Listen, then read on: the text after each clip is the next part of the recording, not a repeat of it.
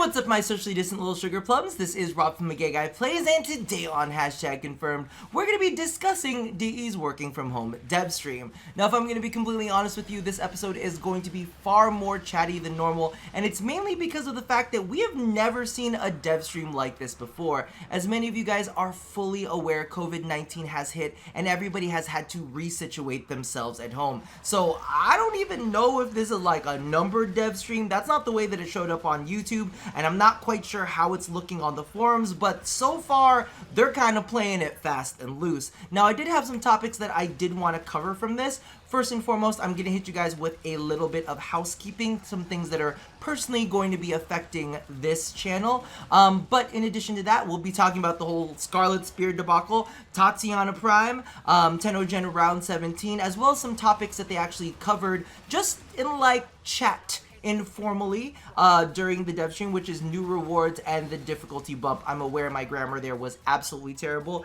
but I am recording this as almost 2 a.m., which leads into the very first topic in some personal housekeeping. As some of you guys who have been following the channel closely, as well as my streams, y'all know some shit has been changing as of late. The Warframe content has not been flying out as fast and loose as it normally does. Usually whenever there's a news topic, I'm like on it ASAP. However, during everything that's happened, I have been blessed with an amazing job opportunity that has kind of ramped up because of everything that is going down, and I'm needed on site more often than I would normally be. So I'm working some crazy hours. I'm kind of just taking it as a blessing. And in addition to that, as many of you guys who have been following me are very aware, as much as I love Warframe, I don't want to tie my personal and financial success to Warframe. Basically, what I'm saying is, if that shit goes downhill, I'm not trying to go down with it. So I wanted to kind of like, you know, get myself situated. I still plan on covering Warframe as much as I possibly can. Like I said, it's 2 a.m. and I'm recording a video on Warframe. So we're still here and we're still going to be doing it, don't worry. But the only thing is, just keep in mind that things may not be as punctual as they normally are. Now, speaking of things not coming out the way that we expected, as many of you guys know, Scarlett Spear was a little bit of thing that happened. In fact, I got some people in some of the previous videos saying, why aren't you talking about how terrible this event is? I was like, because I'm just reviewing the weapons from the event. That's why I'm not reviewing the event. But I have to admit that Scarlett Spear is not what we needed. It's not what Warframe needed right now. However, I will kind of put this out there. The facts are, COVID-19 has hit. DE has had to relocate from home, and I'm sure that the transition for them has been super duper shaky. So me, in my personal opinion, I kind of feel like I'm gonna give them a free pass on this one. Usually I would be a lot more cutthroat about it and say, why weren't you thinking? Did you think this was gonna be a good idea? But at this point in time, it's kind of like we're all, as you know, a globe, just trying to figure out how to make shit work right now. But, you know, in essence, what I'm kind of looking at is Scarlett Spear just in general. Of course, it was a crazy buggy mess, and I was very candid about it on stream. There were many times where I was super duper frustrated with matchmaking, with people like what's the word called, like breaking away from my host and then not being able to get back in because the flotilla was full, and it was just a pain. It was just a big pain. I played a lot of the space section, and we experienced a lot of bugs. Sometimes the mission objectives were just like not popping up whatsoever. There was weird things happening with the opt links where sometimes we couldn't get them to deploy. In fact, as recently as yesterday, sometimes people were not able to get into the Murex. But what I heard from a couple friends is that the ground missions were pretty buggy too, and a part of me is like, yo, the ground missions shouldn't really have that many bugs, but apparently they were experiencing them, and a lot of people were frustrated. Now, I'm just gonna be completely candid with you guys.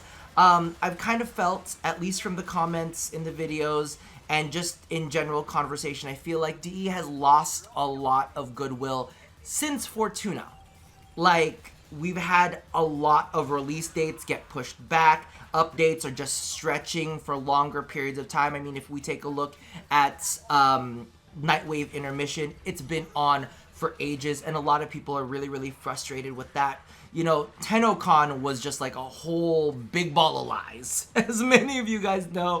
Where was the whole Railjack Lich fight? A lot of people have made videos on it already, but you know, Railjack wasn't coming to pick us up from freaking Orb Valis. There was like another trailer for New War, and whatever happened to that new player cinematic? I thought that was supposed to be in. They were talking about changing mags too. Literally, we didn't get a lot from that TennoCon. At least the big features just did not roll out. They had a really, really rough launch with Coolidges. I feel like they're getting in a better spot than they were before, and they were very fast to act on some of the changes that we wanted for them. So I'm not going to 100% fault them for that, but a lot of people are not necessarily fond of the entire system. I'm kind of on it. I enjoy it, but it's not something that I'm like pushing myself for. And then, you know, when they thought Umbral Echoes were a good thing. So it's been a kind of meh time in Warframe, and getting into this year with Scarlett Spear being their first big like actual event and new feeling launch, it wasn't great. It really wasn't great, and this is not what we needed at the moment. We didn't need a big Buggy Mess in order to kind of really reignite the game. In fact, I feel like a lot of people, at least from the people that I've talked to, are really, really counting on the next big updates to bring them back in, because a lot of faith has been shattered. But again, I'm willing to give a free pass on Scarlett Spear, and that doesn't mean that you need to give a free pass. Like, listen, if you're upset, or if you're looking at this from afar and saying, yup, not coming back, 100% fair. You're allowed to feel the way that you feel, but me personally, just because, like I said, especially with what I'm dealing with at work, I can see the craziness that we've all had to adjust to, and just my heart goes out to the team because of the fact that I get how it kind of is in this day and age, having to work the way that they work. So for me, I'm still holding out a little bit of hope, but personally, we needed to see a better showing. But touching on Scarlett Spear, as many of you guys know, one of the big issues from there was some weird scoring things that were going on. Now, I feel like DE has done a decent job of righting themselves. All of the early adopters who are, you know, generating points during that really irritatingly buggy time, they've actually doubled up the points. So if you haven't logged in since you've done a couple of runs, as of late, you should log in, get a little bit of a mailer, and they should have doubled the amount of credits that you've received. You'll get a little inbox communication with that. So you'll at least have that to spend as a little bit of a goodwill gesture from them, which, to be honest with you, I love it, and I wish they had done that on previous events that they've fucked shit up on. But I'm glad that that is something, the thing that they paid attention to. The other thing that they did want to say is that this upcoming week, they'll be reviewing the Scarlett Spear score, acquisition, and all of that kind of stuff. And once it's reviewed and they feel like it's in the right place, that all of the earnings are appropriate, they will be releasing the other Arcanes. So at this point in time, I would highly suggest not spending any of your points and just kind of holding on to it to see what gets launched, so that you can pick up, you know, the good shit, the shit that you wanted. Now, moving along, of something that definitely is going to be affected by my work schedule, Miss Tatiana Prime. Now, she's going to be launching this upcoming Tuesday, and I'm financially in a good place, and like I said, I'm a little bit, I feel for DE's situation, and, you know, we have a way of getting rid of vacuum, so Miss Tanky on a Prime may be coming in hot and late. But I will be covering it, and if I get some time, we'll be doing some dress to kills and all of that fun stuff. I'll also be showing you the builds and whatnot, so don't worry. In addition to that, and this sounds so crazy because literally, like maybe 3 or 4 months ago, the whole narrative for me was, I ain't buying shit. And now I kind of feel like I'm in a different position and they're in a different position. But something very close to my heart is, of course, Tennogen. And Tennogen Round 17 will be dropping hopefully next week. Tentatively next week. I will also definitely be covering that. Mainly because of the fact that, I'm gonna hold myself together for this one. There are Tennogen artists all over the world. So for those of you guys who are unaware, one of our favorites over here, Mr. Hitsu-san, is actually based out of Italy. One of the hardest hit places. Wow, the feels are already flowing in. But of course, we know that Italy has been one of the places with the most fatalities. I have checked in with him, and he's doing fine. But at this point in time, I'm about to say, listen, that Oberon skin is copped. I'm about to go spend some money there. We also have Led, who's in the Philippines. I haven't checked the numbers over there yet, but I hope everything is going on okay. So I might actually be going through some back catalog skins that I have not picked up and going to pick those up in order to help support some of these artists. I might even do like a full-on Tennogen haul spree thing, going back and picking up some of the other things, just because I really want to support the artists at this point in time, because happily I'm in a place to do so. But I think that that's something for everybody to consider, because we have to be aware that this is a global situation that we're currently in, and I want to help my community in the way that we can. Moving along, let's go and talk about some of the discussion points that they actually had on the stream. And I thought this was really, really interesting because they were definitely kind of having more of a conversation. As you guys know, it was the whole thing. There were no assets. There was no gameplay. It was basically just DE Steve and DE Rebecca on a Discord call. And they were talking about some very, very interesting things. One of the things is, what do people log into Warframe for? A lot of people were saying lore, and I'm going to be completely honest with you, I'm not a lore boy at all. Like, I'm one of those people that if I could, I would skip through all of the dialogue. All I need to know is, what do I need to shoot, and what are you going to give me for it? I don't know how you guys are. Like, let me know down in the comments below what you guys log into Warframe for. Lore is nice. Lore is one of those things that I'm like, oh, I'll, go on YouTube and watch, like, the little video at some point in time. Probably during the mission while I'm shooting enemies. I'm like, oh, that's what he was talking about. But yeah, so one of the things that, was brought up in chat is that people log into Warframe for new rewards and new ways to play the game, yada yada yada, so on and so forth. DE Rebecca followed that up with like a little bit of a thought process. Was, what feels good? What is rewarding me at a pace that I love? And I really, really enjoy the fact that this narrative was put out there because, a pace that I love is one of those things that's very subjective to people. Like, is it easy points? Do I get it right away? Is it like a one and done, I get it, and then I can log off and never be back? Or is it like a reward that's kind of like unfolding and progresses through different stages of the events? Is it more one of those things where you can like take on more difficult content and get better rewards straight out of the gate?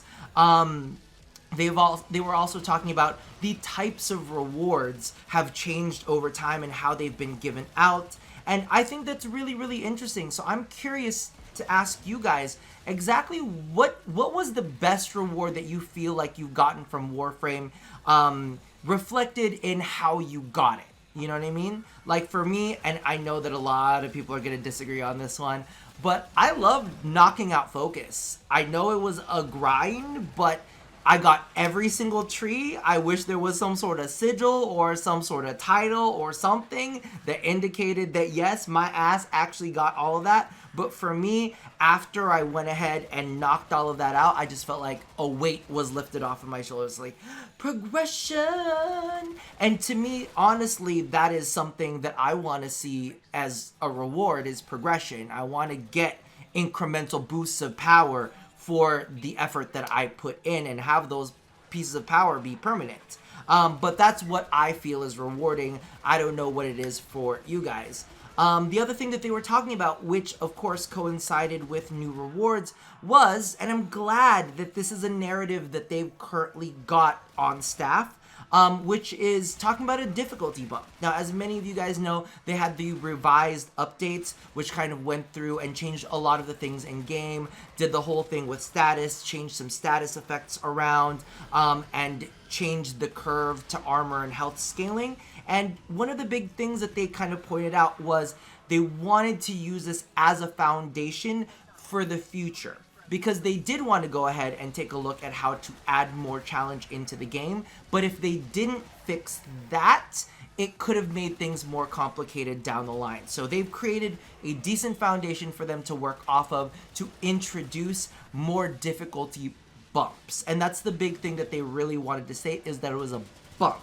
That they were not necessarily fond of the fact that, you know, you had to stay in missions for a long period of time to get to a nice level of difficulty, but instead, you know, starting us off at a higher difficulty level and of course rewarding us appropriately for it. That's something that I've been asking for a long time, and maybe that might be the next, you know, anti-vacuum stance that I need to take and really plant my flag on there for, because as many of you guys know, the whole thing with not wanting forced vacuum onto Tanya was for us to have player choice, and for the players to, you know, be able to say, yes, I want vacuum, I can opt in, or no, I don't want vacuum and I can opt out. It's the same thing when it comes down to difficulty. I don't want to be forced through an hour of like mindless combat to get to the, like, you know, hour plus of really, really interesting combat, right? Now, what they said is, you know, some players enjoy the flow states. They want asymmetrical combat, where basically they're super duper powerful. They just wipe out enemies left, right, and center. They feel like gods. They have the whole power fantasy going on. While there are other players out there that want legitimate challenges. As many of you guys know, I drone on and on about Monster Hunter World and how amazing it is. I'm fighting one enemy for an extended period of time. They have the ability to like 2-3 hit me and I'm dead, you know what I mean? Or maybe they let out one big super attack and I'm dead. Like a legitimate challenge where, oh, you died once? Okay, well your mission's over. You're gonna have to start over again. No rewards. Get over it, get good, right? For me, I'm like, that gets my like heart racing. I like that kind of shit. But for some players, it's not their cup of tea. And you know what? Like I said, we gotta have the ability to opt in and to opt out. So I'm glad that that is where their mind is at, and I'm hoping that maybe this time at home kind of allows them to reshift their focus, because you know, when you're sitting there at work, you kind of have a specific environment, your brain is trained to think a certain way, and maybe being removed from that environment is allowing them to think about other things, like the scope of the game, a little bit of the bigger picture, instead of focusing down on one or two ideas at a time, but rather looking at the current state of the game.